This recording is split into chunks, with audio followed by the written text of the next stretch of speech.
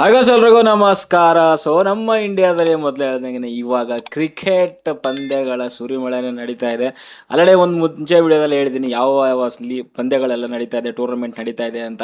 So ನಾನು ಮಾತಾಡ್ತಿರೋಂಥದ್ದು ಇವಾಗ ICC tournament champions trophy 2025 ಬಗ್ಗೆ. ಇವತ್ತು 2:30ಗೆ ಬದ್ಧ ವೈರಿಗಳಾದಂತಹ ಭಾರತ ಮತ್ತು ಪಾಕಿಸ್ತಾನದ ಮಧ್ಯೆ ನಡೆಯುವಂಥ ಒಂದು ಹೈ ವೋಲ್ಟೇಜ್ ಪಂದ್ಯ ಅಂತ ಹೇಳಬೇಕಾಗತ್ತೆ. ನಾರ್ಮಲ್ ಆಗಿ ಹೇಳ್ತಾ ಇದ್ದೀನಿ, ಬಿಕಾಸ್ ಯಾಕಂದರೆ ನಿಮ್ಗೆ ಗೊತ್ತಿರೋ ಹಾಗೆ ಸೊ ಭಾರತ ಪಾಕಿಸ್ತಾನ ಅಂತಂದರೆ ಪಂದ್ಯಗಳೇ ನಡೆಯಲ್ಲ, ಓನ್ಲಿ ICC ಈವೆಂಟ್ಸಲ್ಲಿ ಮಾತ್ರ ನಡೆಯುತ್ತೆ. ಅದರಲ್ಲೂ ಮುಖ್ಯವಾಗಿ ಈ ಬಾರಿ ಪಾಕಿಸ್ತಾನೇ ಹೋಸ್ಟ್ ಮಾಡ್ತಿದ್ರು ಕೂಡ ಅವರ ಒಂದು ನೆಲದಲ್ಲಿ ಆಡ್ಲಿಕ್ಕೆ ಆಗ್ತಾ ಇಲ್ಲ ನಮ್ಮ ಒಂದು ಭಾರತದ ವಿರುದ್ಧ. ಅವರು ಹೋಸ್ಟ್ ಆದರೂ ಕೂಡ ಬೇರೆ ಕಡೆಗೆ ಬಂದು ದುಬೈಗೆ ಬಂದು ಮ್ಯಾಚಸ್ನ ಆಡುವಂಥ ಪರಿಸ್ಥಿತಿ ಆ ಒಂದು ದೇಶಕ್ಕಿದೆ ಅಂತಂದರೆ ಯಾವ ಮಟ್ಟದಲ್ಲಿ ಆ ದೇಶದ ಒಂದು ಪರಿಸ್ಥಿತಿ ಇದೆ ಅಂತ ನೀವೇ ನೆನೆಸ್ಕೊಂಬಿಡಿ. ಸಿಕ್ಕಾಪಟ್ಟೆ ಒಂದು ರೀತಿಯಲ್ಲಿ ನಗು ಬರುತ್ತೆ ನನಗೆ ಅವರ ಒಂದು ಹೋಸ್ಟ್ ಮಾಡೋವಂಥ ರೀತಿ ನೋಡ್ತಾ ಇದ್ರೆ. ಸೊ ಸಿಕ್ಕಾಪಟ್ಟೆ ಟ್ರೋಲ್ ಆಗಿದ್ರು ಸ್ಟಾರ್ಟಿಂಗಲ್ಲೇ, ಬಟ್ ಅವರ ಒಂದು ಸೆಕ್ಯೂರಿಟಿ ಅಂದರೆ ಬೇರೆ ಒಂದು ಭಾರತ ಅಂತ ದೇಶಗಳಿಗೆ ಸೊ ಒಂದು ಸೆಕ್ಯೂರಿಟಿ ಕೊಡಲಿಕ್ಕೆ ಒಂದು ಪಾಸಿಟಿವ್ ಅವ್ರ ಹತ್ರ ಇಲ್ಲ ಅಂತಂದರೆ ನಿಜವಾಗ್ಲೂ ಒಂಥರ ಶೇಮ್ ಅಂತ ಅನ್ಸ್ಕೊಬೇಕಾಗುತ್ತೆ ಅವರು. ಸೊ ಯಾವ ಸುಖಕ್ಕೋಸ್ಕರ ಹೋಸ್ಟ್ ಮಾಡಬೇಕಾಗಿತ್ತು ಅಂತಲೇ ಅರ್ಥ ಆಗಲಿಲ್ಲ ನನಗೆ. ಓಕೆ, ಬಟ್ ಅದ್ರ ಬಗ್ಗೆ ಮಾತಾಡೋದು ಬೇಡ, ಪಂದ್ಯದ ಬಗ್ಗೆ ಮಾತ್ರ ಮಾತಾಡೋಣ. ಸೊ ಇವತ್ತು ನಡೀತಿರುವಂಥದ್ದು ಭಾರತ ವರ್ಸಸ್ ಪಾಕಿಸ್ತಾನ. ಸೊ ನಿಜವಾಗ್ಲೂ ಹೈ ವೋಲ್ಟೇಜ್ ಪಂದ್ಯ ಅಂತ ಹೇಳ್ತಾ, ಸೊ ಪ್ರಿವ್ಯೂ ಅಂತ ಬಂದರೆ ಸೊ ಖಂಡಿತವಾಗ್ಲೂ ಎರಡೂ ತಂಡಗಳಲ್ಲಿ ಕಂಪೇರ್ ಮಾಡಿದ್ರೆ ಭಾರತ ಅಂತೂ ಸಿಕ್ಕಾಪಟ್ಟೆ ಸ್ಟ್ರಾಂಗ್ ಆಗಿದೆ. ಆ್ಯಂಡ್ ಇವಾಗಿರುವಂಥ ನಮ್ಮ ಒಂದು ಟೀಮ್ನ ಒಂದು ಫಾರ್ಮ್ ಏನಿದೆಯಲ್ಲ, ಅದು ಬೌಲಿಂಗ್ ಆದರೂ ಆಗಿರ್ಬೋದು, ಬ್ಯಾಟಿಂಗ್ ಆದರೂ ಆಗಿರ್ಬೋದು, ಅದ್ಭುತವಾಗಿರುವಂಥ ಫಾರ್ಮಲ್ಲಿ ಇದ್ದಾರೆ. ಅದು ಅಗೇನ್ ಇವಾಗ ಶುಭ್ಮನ್ ಗಿಲ್ ತಗೊಳ್ಳಿ, ಶ್ರೇಯಸ್ ಅಯ್ಯರ್ ಆ್ಯಂಡ್ ರೋಹಿತ್ ಶರ್ಮಾ ಲಾಸ್ಟ್ ಮ್ಯಾಚಲ್ಲೂ ಕೂಡ ಸಖತ್ತಾಗಿ ಆಡಿದ್ರು. ಅದಕ್ಕಿಂತ ಮುಂಚೆ ಒಂದು 100 ಕೂಡ ಹೊಡೆದ್ರು. ಸೊ ಅವರು ಫಾರ್ಮ್ಗಂತೂ ಬಂದಿದ್ದಾರೆ, ಅವ್ನ ಜಲಕ್ಕಂತೂ ತೋರಿಸಿದ್ದಾರೆ. ಆ್ಯಂಡ್ ವಿರಾಟ್ ಕೊಹ್ಲಿ ಅವರು ಖಂಡಿತವಾಗ್ಲೂ ಪಾಕಿಸ್ತಾನ ಮೇಲೆ ಹೊಡಿತಾರೆ, ಯಾವುದೇ ಮಾತಿಲ್ಲ. ಓಕೆ, ಅವರು ಇಂಥ ಒಂದು ರೆವೆಲ್ರಿ ಮ್ಯಾಚ್ಗಳು, ಬಿಗ್ ಒಂದು ಗೇಮ್ ಅಂತ ಬಂದಾಗ ಖಂಡಿತವಾಗ್ಲೂ ಸ್ಟ್ಯಾಂಡ್ಔಟ್ ಆಗೇ ಆಗ್ತಾರೆ, ಹೊಡಿತಾರೆ. ಆ್ಯಂಡ್ ಬೌಲಿಂಗಲ್ಲಿ ತಗೊಳಕೋದ್ರಂತೂ ಮಾತಾಡೋಂಗೆ ಇಲ್ಲ. ಮೊಹಮ್ಮದ್ ಶಮಿ ಅವರಂತೂ ಸಾಕಾಗಿ ಕಮ್ಬ್ಯಾಕ್ ಮಾಡಿದ್ದಾರೆ. 5 ವಿಕೆಟ್ಸ್ ಅವ್ರು ಕೂಡ ತಗೊಂಡಿದ್ದಾರೆ ಲಾಸ್ಟ್ ಮ್ಯಾಚಲ್ಲಿ. ಆ್ಯಂಡ್ ಹರ್ಷಿತ್ ರಾಣಾ ಅವರು ಕೂಡ. ಸೊ ಅವ್ರ ಮೇಲೆ ನಿರೀಕ್ಷೆಗಳು ತುಂಬ ಇತ್ತು. ಆ್ಯಂಡ್ ಅದನ್ನು ಅವ್ರು ಎಲ್ಲೂ ಹುಸಿಗೊಳಿಸ್ದೇನೆ ತುಂಬ ಚೆನ್ನಾಗಿ ಬೌಲಿಂಗ್ ಮಾಡ್ತಿದ್ದಾರೆ. ಆ್ಯಂಡ್ ಬೌಲಿಂಗಲ್ಲಿ ಸೊ ಜಡೇಜಾದ್ರು ಆಗಿರ್ಬೋದು ಆ್ಯಂಡ್ ಕುಲ್ದೀಪ್ ಯಾದವ್ ಸ್ವಲ್ಪ ಡೀಸೆಂಟಾಗಿ ಅನಿಸಿದ್ರು ಕೂಡ. ಸೊ ಮೇ ಬಿ ಈ ಒಂದು ಪಂದ್ಯದಲ್ಲಿ ಒಂದು ಕಮಾಲ್ನ ತೋರಿಸ್ಬೋದು ಅಂತ ಅಂದ್ಕೊಂಡಿದ್ದೀನಿ. ಆ್ಯಂಡ್ ಆಲ್ರೌಂಡರ್ ಆಗಿ ಅಕ್ಷರ್ ಪಟೇಲ್ ತುಂಬ ಚೆನ್ನಾಗಿ ಮಾಡ್ತಿದ್ದಾರೆ ಬ್ಯಾಟಿಂಗಲ್ಲೂ ಕೂಡ. ಸೊ ಇಂಗ್ಲೆಂಡ್ ಸಿರೀಸಲ್ಲಿ ಚೆನ್ನಾಗಿ ಮಾಡಿದ್ರು, ಬಟ್ ಬಾಂಗ್ಲಾದೇಶ್ ಮೇಲೆ ಅಷ್ಟು ಸರಿಯಾಗಿ ಮಾಡಲಿಲ್ಲ. ಬಟ್ ನಮ್ಮ KL ರಾಹುಲ್ ಅವರು ಲಾಸ್ಟ್ ಮ್ಯಾಚಲ್ಲಿ ಒಂದು ಮ್ಯಾಚ್ ಇನ್ನಿಂಗ್ಸ್ನ ಆಡಿದ್ರಲ್ಲ, ಸೊ ಸಖತ್ತಾಗಿತ್ತು. ಮೇ ಬಿ ಅದನ್ನು ಕಂಟಿನ್ಯೂ ಮಾಡ್ತಾರೆ ಅಂತ ಅಂದ್ಕೊಂಡಿದ್ದೀನಿ. ಖಂಡಿತವಾಗ್ಲೂ ಕಂಟಿನ್ಯೂ ಮಾಡ್ತಾರೆ, ಅವರಿಗೆ ಸ್ಥಾನ ಸಿಗುತ್ತೆ. ಬಟ್ ಅವರ ಒಂದು ಬ್ಯಾಟಿಂಗ್ ಆರ್ಡ್ರಲ್ಲಿ ನನಗೆಲ್ಲೋ ಸ್ವಲ್ಪ ಬೇಜಾರಿದೆ. ಅವ್ರನ್ನ ಅಕ್ಷರ್ ಪಟೇಲ್ಗಿಂತ ಮುಂಚೆನೇ ಕಳಿಸ್ಬೇಕು. ಅಕ್ಷರ್ ಪಟೇಲ್ನ ಆಮೇಲೆ ಕಳಿಸಿದ್ರೆ ಒಳ್ಳೇದು ಅಂತ ನನಗೆ ಅನ್ಸುತ್ತೆ. ಮೇ ಬಿ ಗಂಭೀರ ತಲೆಯಿರುವಂಥದ್ದು. ಸೊ ರಾಹುಲ್ ಅವರು ಕೆಳಗಡೆ ಆಡಿದ್ರೆ ಒಂದು ಸ್ವಲ್ಪ ಲೋವರ್ ಆರ್ಡರಲ್ಲಿ ಸ್ವಲ್ಪ ಬಲ ಸಿಕ್ಕಂಗೆ ಆಗುತ್ತೇನೋ ಅಂತ ಮೇ ಬಿ ಅವ್ರ ತಲೆಯಲ್ಲಿ ಇರ್ಬೋದೇನೋ. ಬಟ್ ಅದು ವರ್ಕ್ ಆಗುತ್ತಾ ಅನ್ನೋದೇ ಡೌಟು. ಸೊ ಸದ್ಯಕ್ಕಂತೂ ಯಾವುದೇ ಪ್ರಾಬ್ಲಮ್ ಆಗಿಲ್ಲ, ಮೇಜರ್ ಪ್ರಾಬ್ಲಮ್ಮು. ಮುಂದೆ ಆಗ್ಬೋದೇನೋ, ಬಟ್ ಅದ್ರ ಬಗ್ಗೆ ಸ್ವಲ್ಪ ಏನೋ ಚಿಂತೆ ಮಾಡಿದ್ರೆ ಒಳ್ಳೆಯದು ಅಂತ ಅನಿಸುತ್ತೆ. ಇನ್ನು ಪಾಕಿಸ್ತಾನ ಕಡೆ ಮಾತಾಡಿದ್ರೆ ಅಂಥ ಒಂದು ಯಾರೂ ಇಲ್ಲ ಗುರು, ಕ್ವಾಲಿಟಿ ಬೌಲರ್ಸು ಇಲ್ಲ, ಕ್ವಾಲಿಟಿ ಬ್ಯಾಟ್ಸ್ಮನ್ಗಳು ಇಲ್ಲ ಅಲ್ಲಿ. ಸೊ ಡೀಸೆಂಟಾಗಿ ಹೇಳಬೇಕು ಅಂತಂದರೆ ಇವಾಗ ಅಲ್ಲಿ ಬಾಬರ್ ಆಜಮು ಆ್ಯಂಡ್ ರಿಜ್ವಾನ್ ಬಿಟ್ಟರೆ ಅಂತ ಒಂದು ಹೆಸರಿಗೆ ಯಾವುದು ಕಾಣಿಸ್ತಾ ಇಲ್ಲ. ಫಕರ್ ಜಮಾನ್ ಇದ್ದರು, ಬಟ್ ಲಾಸ್ಟ್ ಒಂದು ಮ್ಯಾಚಲ್ಲಿ ಮೇ ಬಿ ಅವ್ರಿಗೆ ನೀ ಇಂಜುರಿ ಆಗಿ ಸೊ ಅವ್ರು ಆಲ್ರೆಡಿ ಇವಾಗ ಪಾಕಿಸ್ತಾನ ಮ್ಯಾಚಿಂದ ಔಟ್ ಆಗಿದ್ದಾರೆ.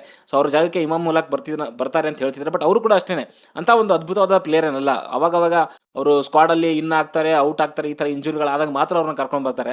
ಮೇ ಬಿ ಅವರು ಇಂಡಿಯಾ ಒಂದು ಅಗೇನೆಸ್ಟ್ ಇದೆ ಅಂತ ಮಾತ್ರ ಅವ್ರನ್ನ ಕರ್ಕೊಂಡು ಬರ್ತಿದ್ದಾರೆ, ಇಲ್ಲಾಂದರೆ ಬೇರೆಯವ್ರಿಗೆ ಚಾನ್ಸ್ ಕೊಡ್ತಿದ್ರೇನೋ. ಬಟ್ ಹಾಗೆಲ್ಲ ಇನ್ನೊಂದೇನು ಅಂತಂದರೆ ಇವಾಗ ಭಾರತ ಆಲ್ರೆಡಿ ಒಂದು ಪಂದ್ಯ ಗೆದ್ಕೊಂಡ್ಬರ್ತಿದೆ. ಆ್ಯಂಡ್ ಪಾಕಿಸ್ತಾನ ಹೀನಾಯವಾಗಿ ಬರ್ತಿದೆ ನ್ಯೂಜಿಲೆಂಡ್ ವಿರುದ್ಧ. 321 ಏನು ಚೇಸ್ ಮಾಡ್ಲಿಕ್ಕೆ ಹೊರಟಿದ್ರು. ಅಲ್ಲಿ ಎಂಥ ಪ್ಲೇಯರ್ ಕೂಡ ಅಷ್ಟೇ, ಯಾವ ಪ್ಲೇಯರು ಅಷ್ಟೇ ಅಲ್ಲಿ ವಿನ್ ಆಗಬೇಕು ಅಂತ ಆಡಲೇ ಇಲ್ಲ. ಅದರಲ್ಲೂ ಮುಖ್ಯವಾಗಿ Babur Azam 90 ಬಾಲಲ್ಲಿ 60 run. Test innings ಆಡ್ತಾ ಇದೆಯಾ ಗುರು ನೀನು? ಸಿಕ್ಕಾಪಟ್ಟೆ ಟ್ರೋಲ್ ಅದರಲ್ಲಿ ಅವರು. 90 ಬಾಲ್ಗೆ 60 ರನ್ನು, ಅದು 320 ರನ್ಸ್ಗಳನ್ನ ಚೇಸ್ ಮಾಡೋಕ್ಕೆ ಹೋಗಬೇಕಾದ್ರೆ ಅಂಥ ಒಂದು ಇನ್ನಿಂಗ್ಸ್ ಬೇಕಿರಲಿಲ್ಲ. ಓಕೆ, ಸೊ ಎಲ್ಲೋ ಒಂದು ರೀತಿಯಲ್ಲಿ ಸೆಲ್ಫ್ಗೋಸ್ಕರ ಆಡ್ತಿದ್ದಾರೆ ಅಂತ ಕ್ಲಿಯರಾಗಿ ಗೊತ್ತಾಗ್ತಾ ಇದೆ ಅಲ್ಲಿ. ಬಟ್ ಅಂಥ ಬಿಗ್ ಇನ್ನಿಂಗ್ಸ್ಗಂತೂ ಯಾವ ಬಂದಿರಲಿಲ್ಲ. ಬಟ್ ಇನ್ನು ಮಿಕ್ಕಿರೋಂಥ ಎಲ್ಲ ಇವಾಗ ಬಂದಂಥ ಹುಡುಗರುಗಳವರು ಅವ್ರ ಎವರೇಜ್ ನನ್ನ ಪ್ರಕಾರ 35 ಮೇಲೆ ಅದು ಇರಲಿಕ್ಕಿಲ್ಲ. ಸೊ ನನ್ನ ಪ್ರಕಾರ ಬಾಬರ್ ಆಜಮ್ ಆ್ಯಂಡ್ ರಿಜ್ವಾನ್ ಇವರಿಬ್ಬರಲ್ಲಿ ಒಬ್ಬರು ನಿಂತ್ಕೊಂಡ್ರೆ ಏನೋ ಒಂದು ಚೂರು ಕಾಂಪಿಟೇಟಿವ್ ಸ್ಕೋರು ಅಥವಾ ಒಂದು ಚೇಸ್ ಗಂಟ ಬರ್ಬೋದೇನೋ. ಬಟ್ ಇಲ್ಲ ಅಂತಂದರೆ 1 ಸೈಡ್ ಆಗೋದ್ರಲ್ಲಿ ಯಾವುದೇ ಡೌಟ್ ಇಲ್ಲ. ಆ್ಯಂಡ್ ಬೌಲಿಂಗಲ್ಲಿ ಮಾತಾಡ್ತಾರೆ ಸೊ ಶಾನ್ಶಾ ಅಫ್ರಿದಿ. ಸೊ ರೀಸೆಂಟಾಗಿ ನೋಡೋಕೆ ಹೋದರೆ ಅವ್ರದ್ದು ಅಂತ ಒಂದು ಏನು ಕರಾಮತ್ ತೋರಿಸಿಲ್ಲ ಬೌಲಿಂಗಲ್ಲಿ. ಆ್ಯಂಡ್ ಇನ್ಯಾರಿದ್ದಾರೆ ಸೊ ಅಲ್ಲಿ ನಮ್ಮ ಆ್ಯಕ್ಚುಲಿ ಹೇಳ್ಬೇಕು ಅಂದರೆ ಅಲ್ಲಿ ಪಾಕಿಸ್ತಾನ ಸೋಲಕ್ಕೆ ಮುಖ್ಯ ಕಾರಣಗಳು ಯಾರು ಹೋಗೋದಂದರೆ ಹ್ಯಾರಿಸ್ ರೌಫ್ ಅಷ್ಟೇ. ಓಕೆ, ಸೊ ಹ್ಯಾರಿಸ್ ರೌಫ್ ಇದ್ದಾನೆ ಅಂತಂದರೆ ಪಕ್ಕಾ ಸೋಲ್ತಾರೆ ಅಂತಾನೆ. ಅದರಲ್ಲೂ ಮುಖ್ಯವಾಗಿ ಇಂಡಿಯಾ ಎದುರುಗಡೆಗಂತೂ ಹ್ಯಾರಿಸ್ ರೌಫ್ ಏನಾದರೂ ಬಂದರೆ ಕೊಹ್ಲಿ ಅಥವಾ ಬೇರೆ ಯಾರೇ ಆದರೂ ರನ್ಗಳ ಸುರಿಮಳೆ ಸುರಿಸ್ಬಿಡ್ತಾರೆ ಅವ್ನ ಓವರಲ್ಲಿ. ಸೊ ಅಲ್ಲಿ ಲಾಸ್ಟ್ T20 ವರ್ಲ್ಡ್ ಕಪ್ ಇದರಲ್ಲೂ ಕೂಡ ಅಷ್ಟೇ ಅಲ್ವಾ. ಸೊ ಅಲ್ಲಿ 19th ಓವರೇನೇ ಮ್ಯಾಚ್ ಟರ್ನಿಂಗ್ ಪಾಯಿಂಟ್ ಆಗಿರೋವಂಥದ್ದು. ಸೊ ಕೊಹ್ಲಿ ಆ ಒಂದು 2 ಸಿಕ್ಸ್ ಹೊಡೆದಿರೋವಂಥದ್ದು ಅಲ್ಲೇ ಮ್ಯಾಚ್ ಟರ್ನ್ ಆಗೋಯ್ತು. ಸೊ ಹ್ಯಾರಿಸ್ ರೌಫೇ ಒಂದು ರೀತಿಯಲ್ಲಿ ಅವ್ರಿಗೆ ಮುಳು ಆಗೋದು ಅಂತ ನನಗನ್ಸುತ್ತೆ. ಆ್ಯಂಡ್ ಕಂಪೇರಿಟಿವ್ಲಿ ಮೊದಲು ಹೇಳ್ದಂಗೆ ಮುಂಚೆ ಪಾಕಿಸ್ತಾನ ಆ್ಯಂಡ್ ಇಂಡಿಯಾ ಅಂತಂದರೆ ಸಿಕ್ಕಾಪಟ್ಟೆ ಒಂದು ದೊಡ್ಡ ಐಪ್ ಇರುವಂಥದ್ದು, ಒಂದು ಒಳ್ಳೆ ಕ್ಲಾಶ್ ಅಂತ ಹೇಳ್ತಾ ಇದ್ವಿ. 2011-12ಗಿಂತ ಮುಂಚೆ ಮಾತಾಡ್ತಿದ್ದೆ ನಾನು. ಬಟ್ ಇವಾಗಂತೂ ಅದು ಏನು ರೈವಲ್ರಿ ಅಂತಾರೆ ಉಳಿದೇ ಇಲ್ಲ. ಓಕೆ, ಹೆಡ್ ಟು ಹೆಡ್ ಮಾತಾಡಿದ್ರೆ ಖಂಡಿತವಾಗ್ಲೂ ನಮ್ಮ ಇಂಡಿಯಾನೇ ಮುಂದೆ ಇದೆ, ಎರಡನೇ ಮಾತೇ ಅಲ್ಲ. ಸೊ ಇನ್ನು ICC ಮ್ಯಾಚಸಲ್ಲಿ ತೊಗೊಳಕ್ಕೆ ಹೋದರೆ, ಹೆಡ್ ಟು ಹೆಡ್ ನೋಡೋಕೆ ಹೋದರೆ, ಸೊ 21 ಮ್ಯಾಚ್ ಆಡಿದೆ ಟೋಟಲ್ ಓವರಾಲ್ ಆಗಿ.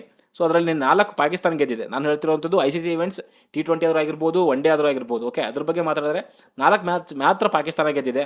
ಇಂಡಿಯಾ 17 ಮ್ಯಾಚ್ ಗೆದ್ದಿದೆ 21 ಮ್ಯಾಚಲ್ಲಿ. ಇನ್ನು ICC ODIs ಅಲ್ಲಿ ಮಾತಾಡಿದ್ರೆ 13 ಮ್ಯಾಚ್ ಆಡಿದ್ದಾರೆ. ಸೊ ಪಾಕಿಸ್ತಾನ 3 ಗೆದ್ದಿದೆ, ಇಂಡಿಯಾ 10 ಮ್ಯಾಚಸ್ಗಳನ್ನ ಒಂದು ಗೆದ್ದಿದೆ ಅಂತಲೇ ಹೇಳ್ಬೋದು. ಆ್ಯಂಡ್ ದುಬೈ ಪಿಚ್ಚಲ್ಲಿ ಮಾತಾಡಿದ್ರೆ, ಸೊ ದುಬೈನಲ್ಲಿ ಸ್ವಲ್ಪ ಡೀಸೆಂಟ್ ಆಗಿರುವಂಥ ಸ್ಕೋರೇ ಇರುತ್ತೆ. ಮೇ ಬಿ 300 ಎಲ್ಲ ಕ್ರಾಸ್ ಮಾಡಲಿಕ್ಕಿಲ್ಲ. ಸೊ ಫಸ್ಟ್ ಬ್ಯಾಟಿಂಗಲ್ಲಿ ಇಂಡಿಯಾ ಏನಾದರೂ ಆಡಿದ್ರೆ ಮೇ ಬಿ ಒಂದು 260, 280 ಅಷ್ಟು ಮಾಡುತ್ತೆ ಸ್ಕೋರು. ಸೊ ಫಸ್ಟ್ ಬ್ಯಾಟಿಂಗ್ ಆಡಿದ್ರೆ. ಆ್ಯಂಡ್ ಪಾಕಿಸ್ತಾನ ಏನಾದರೂ ಫಸ್ಟ್ ಬ್ಯಾಟಿಂಗ್ ಮಾಡಿದ್ರೆ ಮೇ ಬಿ ಅವ್ರನ್ನ 230 ಆ್ಯಂಡ್ 240 ಒಳಗಡೆನೇ ಕಟ್ ಹಾಕ್ತಾರೆ. ಯಾಕಂದರೆ ದುಬೈ ಪಿಚ್ಚನ್ನು ಓನ್ಲಿ ಬ್ಯಾಟಿಂಗೇ ಒಂದು ಸಪೋರ್ಟ್ ಇರುತ್ತೆ ಅಂತಿಲ್ಲ, ಅಲ್ಲಿ ಓನ್ಲಿ ಬೌಲರ್ಸ್ಗಳು ಕೂಡ ಅಷ್ಟೇ ಸಪೋರ್ಟ್. ಮೇ ಬಿ ಪಾಕಿಸ್ತಾನ ಸ್ವಲ್ಪ ಕಷ್ಟ ಪಡ್ತಾರೆ ಖಂಡಿತವಾಗ್ಲೂ. ಸೊ ಬಟ್ ಅವರೇನಾದರೂ ಗೆಲ್ಲಬೇಕು ಅಂತಂದರೆ ಅಥವಾ ಗೆಲ್ಲಿನ ಹತ್ರ ಬರಬೇಕು ಅಂದರೂ ಕೂಡ ಸೊ ಒಂದು ಒಳ್ಳೆ ಫೈಟೇ ಕೊಡಬೇಕಾಗತ್ತೆ. ಅದರಲ್ಲಿ ನಾನು ಹೇಳ್ದಂಗೆ ಸೊ ಅಲ್ಲಿ ಬಾಬರ್ ಆಜಮ್ ಆರ್ ರಿಜ್ವಾನ್ ಇಬ್ಬರಲ್ಲೊಬ್ಬರು ಒಂದು ಖಡಕ್ ಆಗಿರೋಂಥ ಇನ್ನಿಂಗ್ಸ್ ಆಡಿದ್ರೆ ಮಾತ್ರ ಸಾಧ್ಯ. ಇಲ್ಲ ಅಂತಂದರೆ ಗೇಮ್ ಒನ್ ಸೈಡ್ ಆಗೋದ್ರಲ್ಲಿ ಯಾವುದೇ ಡೌಟ್ ಇಲ್ಲ. ಓಕೆ, ಆ್ಯಂಡ್ ಪಾಕಿಸ್ತಾನ ಸೋತರು ಅವ್ರ ಅಭಿಮಾನಿಗಳಂತೂ ತಲೆ ಕೆಡಿಸ್ಕೊಳ್ಳಲ್ಲ, ಅವ್ರಿಗೆ ಇದ್ದಿದ್ದೆ ಅಂತ ಹೇಳ್ಬಿಟ್ಟು ಇದು ಮಾಡ್ತಾರೆ. ಬಟ್ ಎರಡು ಒಂದು ಪಂದ್ಯಗಳಲ್ಲಿ ರೀಸೆಂಟಾಗಿ ನೋಡೋಕೆ ಹೋದರೆ ಒಂದು T20 world cup and 2017 champions trophy ಏನು ಮ್ಯಾಚಸ್ಗಳಲ್ಲಿ ಸ್ವಲ್ಪ ಅವ್ರಿಗೆ ಮೇಲ್ಗೆ ಸಿಕ್ಕಿದೆ. ಸೊ ಬಟ್ ಅವಾಗಿರುವಂಥ ಪ್ಲೇಯರ್ಗಳೇ ಬೇರೆ. ನಾನು ಮೊದಲೇ ಹೇಳಿದೆ ನಿಮಗೆ, ಅವಾಗ ಮೊಹಮ್ಮದ್ ಅಮೀರ್ ಇದ್ದರು 2017, ಆಮೇಲೆ ಫಕರ್ ಜಮಾನ್ ಇದ್ದರು. ಸೊ ಅಂಥ ಪ್ಲೇಯರ್ಗಳು ಇವಾಗಿಲ್ಲ. ಓಕೆ, ನೀವು ನೋಡೋಕೆ ಹೋದರೆ ಯಾವಾಗ ಒಂದು ನಮ್ಮ ಇಂಡಿಯಾ ಸ್ವಲ್ಪ ತಗಲಾಕೊಂಡಿದೆ. ಸೊ ಅಲ್ಲಿ ಪವರ್ ಪ್ಲೇನಲ್ಲೇ ನಮ್ಮ ಒಂದು ಇಂಡಿಯಾ ತಗಲಾಕೊಂಡಿರುವಂಥದ್ದು. ಆ್ಯಂಡ್ ನಮಗೆ ತೊಂದರೆ ಕೊಟ್ಟಿರುವಂಥದ್ದು ಅವರ ಒಂದು ಪೇಸ್ ಬಾಲಿಂಗ್. ಸೊ ನೀವು 17 ಚಾಂಪಿಯನ್ಸ್ ಟ್ರೋಫಿ ತೊಗೊಂಡ್ರು ಕೂಡ ಅಷ್ಟೇ, ಅಲ್ಲಿ ಮೊಹಮ್ಮದ್ ಅಮೀರ್ ಅವರು ಸಖತ್ತಾಗಿ ಬಾಲ್ ಮಾಡಿ ನಮ್ಮ ಒಂದು ಇಡೀ ಬ್ಯಾಟಿಂಗ್ ಯೂನಿಟ್ನೇ ಮಲಗಿಸ್ಬಿಟ್ಟಿದ್ರು. ಆ್ಯಂಡ್ ಅಲ್ಲಿ ಬ್ಯಾಟಿಂಗಲ್ಲಿ ಅಷ್ಟೇ ಫಕರ್ ಜಮಾನ್ ಓಪನರ್ ಸಖತ್ತಾಗಿ ಆಡಿದ್ರು. ಅದಾದಮೇಲೆ ಇವಾಗ T20 ವರ್ಲ್ಡ್ ಕಪ್ಪಲ್ಲಿ ಏನು ಒಂದು ದುಬೈನಲ್ಲೇ ಸೋಲಿಸಿದ್ರು ನಮ್ಗೆ ಅವರು.